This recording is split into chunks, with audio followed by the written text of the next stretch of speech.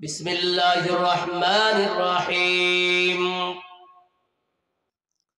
إنما يعمر مساجد الله من آمن بالله واليوم الآخر وقام الصلاة وآتى الزكاة ولم يخش إلا الله আল্লাহ পাক বলতেছেন, হে মুমিন শোনো, নিশ্চয়ই আমার মসজিদের তারাই দায়িত্ব নেবে যাদের মধ্যে আমার প্রতি ঈমান থাকবে, যারা আল্লাহর প্রতি ঈমান রাখবে।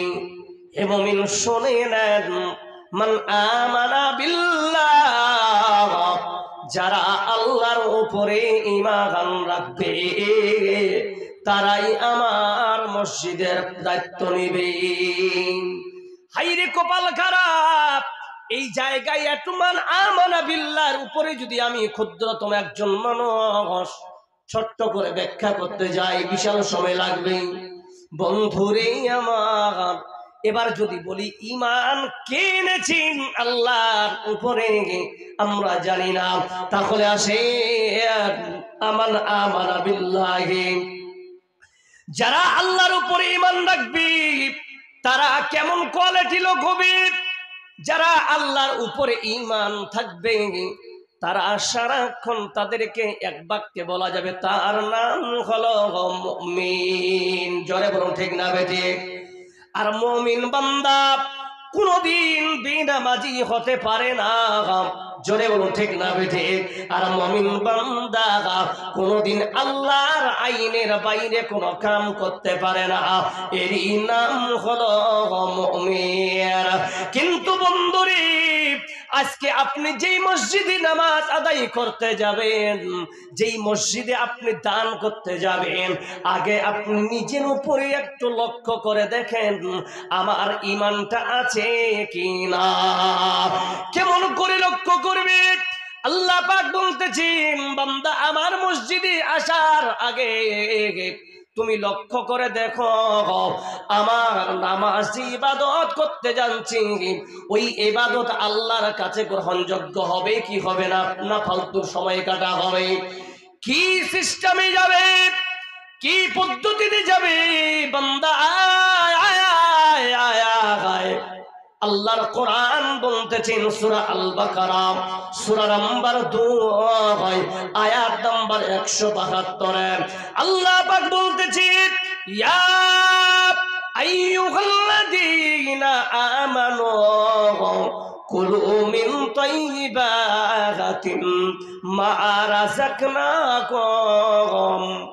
হে মুমিন শোনো, হে পৃথিবীর মানুষেরা, হে ইমানদার গুণেরা, কুলু মিন তাইয়্যিবাত। সর্বপ্রথমে আল্লাহ বলছেন ইয়া আইয়ুহাল্লাযীনা আমানু আকিমুস সালাত আনেন নাই, ইয়া আইয়ুহাল্লাযীনা আমানু আতুজ যাকাত আনেন নাই, ইয়া আইয়ুহাল্লাযীনা আমানু সাওমু, রোজা রাখতে হবে এটা আনি। আল্লাহ বলছেন ও গোলাম, ইয়া আইয়ুহাল্লাযীনা আমানু কুলু, খা, খুব ভালো জিনিস, কুলু খাও। কি খাবেন? মিন তাইয়্যিবাত, হালাল উপার্জন করে খাও বান্দা, ঈমান তোমার টিকে থাকবে, তাজা থাকবে। কেন আল্লাহ বললেন? সর্বপ্রথমে অন্যান্য আয়াতে আল্লাহ পাক এইভাবে তো আয়াত নিয়ে এসেছেন, ইয়া আইয়ুহান নাসু উবুদু রাব্বাকুম, এখানে ওয়াহিদু রাব্বাকুম।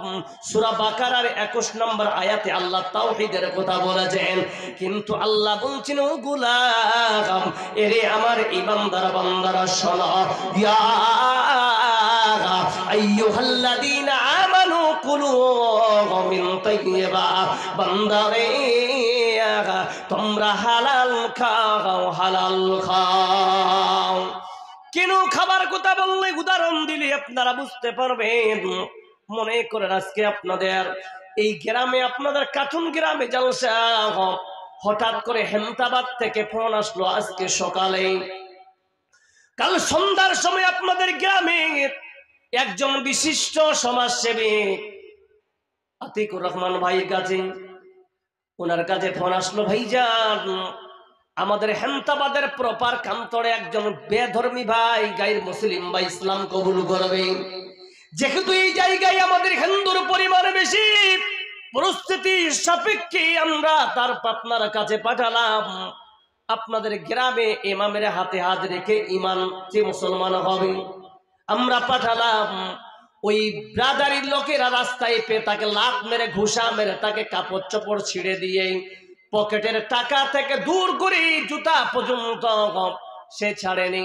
ওই বেচারা এই ঈমানের সম্পদের লজ্জাত পাওয়ার জন্য তিনি হাঁটতে হাঁটতে হাঁটতে তিনি হেমতাবাদ থেকে 12 ঘন্টা হেঁটে এসেছেন আপনাদের কাছে। সন্ধ্যা সকাল 10:30 বেজে গেছে, সব জায়গায় হাঙ্গামা শুরু হয়েছে। আয় আয় আয়, আমাদের আজকে মুসলমানের একজন নতুন সদস্য তৈরি হবে, জোরে বলুন সুবহানাল্লাহ। এতে আপনারা খুশি হবেন না বেজার? জোরে বলেন। কি ভাই, খুশি না বেজার? নতুন সদস্য হবে, নতুন একজন মুসলমান হবেন, ইসলাম গ্রহণ করবে। মসজিদের পাশে দেখা যাচ্ছে মহিলার ভিড়, বাচ্চাদের ভিড়, পুরুষদের ভিড়। দেখতে দেখতে দেখতে দেখতে 10:30টার সময় একজন চিড়া ফাটা কাপড় পরে দাঁড়িয়ে গেছে। ভাই আপনি হেমতাবাদ থেকে এসেছেন বলে খাপ বলছেন, আসে। ইমাম সাহেব তানাকে গোসল করার পর, ভালো কাপড় পরিধান করানোর পর তাকে এবার বলছেন চলেন, কলমা পড়িয়ে তাকে মুসলমান বানালেন। তারপর আপনাদের গ্রামের মুয়াজ্জিন আজান দিতেছেন, আল্লাহু আকবার আল্লাহু আকবার, আল্লাহ মহান আল্লাহ মহান। যখন নামাজের যার জন্য আজান দেওয়া হয়, হে মুসলমান জবাব দেন, যেই ব্যক্তিটা ঈমান আল্লাহ মুসলমান কবুল করল, ইসলাম কবুল করেছে, মুসলমান হয়েছে, ওর বয়স যদি 25+ হয়, তাহলে বান্দা বলেন তো ওর উপরে নামাজ ফরজ হবে কিনা? জোরে বলেন। হবে। আজান দিয়েছি, ইমাম সাহেব খুশিতে উল্লাসে তিনি করলেন কি, এবার ওকে নিয়ে প্রথম সাফের লাইনে দাঁড়িয়ে গেলেন। মুয়াজ্জিন এবার ইকামত দিতেছে, নামাজ শুরু করেছে। এবার যখন নামাজ শুরু হয়ে গেছে, ইমাম সাহেব আনন্দে উল্লাসে মনের প্রফুল্লায়ত যুবক, তিনি লম্বা নামাজ ধরেছে। এদিকে যে নতুন মুসলমান হয়েছে, সে 12 ঘন্টা ধরে পেটে একটা দানা পর্যন্ত পেটে যায়নি। এবার যখন ইমাম সাহেব আনন্দে নতুন সদস্য পাওয়ার পর তিনি আনন্দে লম্বা নামাজ ধরেছে, লম্বা রুকু ধরেছে। মুসলমান জবাব দেন, একটা মানুষের পিঠে যদি ক্ষুধা থাকে আর সে যদি লম্বা রুকুতে যায়, মুমিন জবাব দেন ওই বান্দার মাথা ঘুরবে কি ঘুরবে না? জোরে বলে। সেই লোকটা বলছিল, হায় রে কপাল পোড়া, আমি কি এমন ধর্ম গ্রহণ করলাম, আমাকে কাপড় পরালো, পরিষ্কার করালো, খাবার কথা বললো না, কিন্তু এমন একটা আইন চলে আসলো, এমন একটা ডাক আসলো, না খেয়ে আমি ইবাদত করতে গেলাম। আল্লাহ বলছেন, গোলাম রে, আমার কাছে যখন তুমি ইবাদত করতে আসবা, তুমি ফ্রেশ মনে আসো, তোমার পেটে খাওয়া থাকবে, দুনিয়াবি কোনো চিন্তাধারা চলবে না।